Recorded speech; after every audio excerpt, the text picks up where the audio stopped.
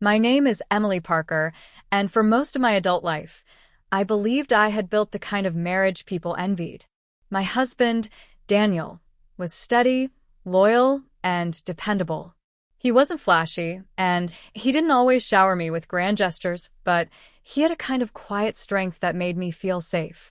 Together, we created a life filled with routine comfort, Saturday morning coffees on the porch, Sunday dinners with my parents, and the occasional vacation to the coast where we'd walk hand in hand like teenagers again.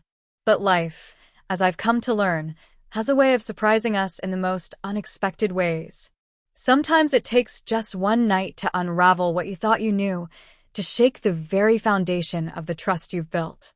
And for me, that night began innocently, with a simple gathering at our house involving Daniel's best friend, Michael.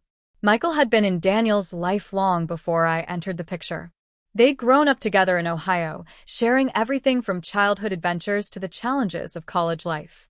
By the time I met Daniel, Michael was practically family. He was a frequent guest at our home, the kind of man who could make a room come alive with his energy. Where Daniel was calm and quiet, Michael was outgoing and bold. The contrast between them always made me wonder how their friendship worked so well, but somehow it did. I never had a reason to doubt Michael's place in our lives. He had girlfriends that came and went, but he never settled down, and Daniel often teased him about being a forever bachelor.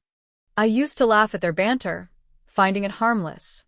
That night, though, all of those perceptions would shift. It was a Friday evening in late spring. The air carried that perfect balance of coolness and warmth, the kind that makes you want to leave the windows open and let the breeze wander through the house. Daniel had invited Michael over to watch a game, something they'd done countless times before. I didn't mind. In fact, I always liked when Michael came by because his energy brought a spark that our quiet home sometimes lacked. I made nachos and set out drinks for them, expecting to retreat upstairs with a book while they shouted at the television. But just as the game started, Daniel got a call from work. His company was in the middle of an important project, and even though it was Friday night, he couldn't ignore it. He stepped outside to take the call, and I assumed he'd be gone only a few minutes. Minutes turned into nearly an hour. By then, Michael and I were left alone in the living room, the TV flickering in the background while the smell of melted cheese still lingered in the air. At first, we talked casually about the game, about work, about the funny neighbors across the street. But then Michael shifted the tone, lowering his voice in a way that caught my attention. "You know," he said, leaning back on the couch with a crooked smile, "Daniel's lucky. Not every guy gets to marry someone like you." I laughed softly, brushing it off. "That's sweet, Michael, but you know Daniel and we're just solid. Nothing fancy, just us." But he didn't drop it. His eyes lingered on me, and I felt a sudden unease in the pit of my stomach.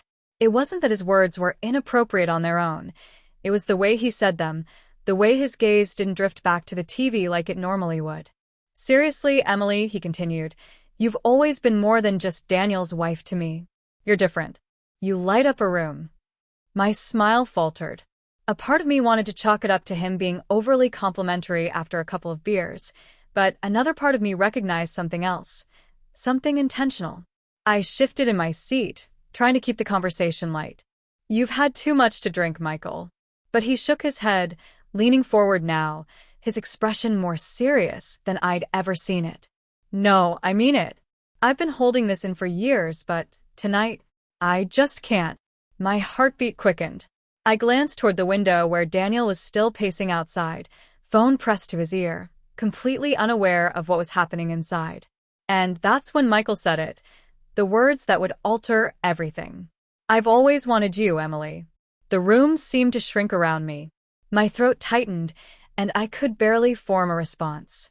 Never in my wildest dreams had I imagined Michael would cross that line. He was Daniel's best friend. He was supposed to be safe, trustworthy. I stood quickly, my legs shaky, and forced a nervous laugh. "Michael, stop. That's not okay. You can't say things like that." But instead of backing off, he rose too, closing the space between us. His expression was raw, almost pleading. "Why not? Don't tell me you've never felt something." The way you look at me sometimes, I see it. Shock surged through me.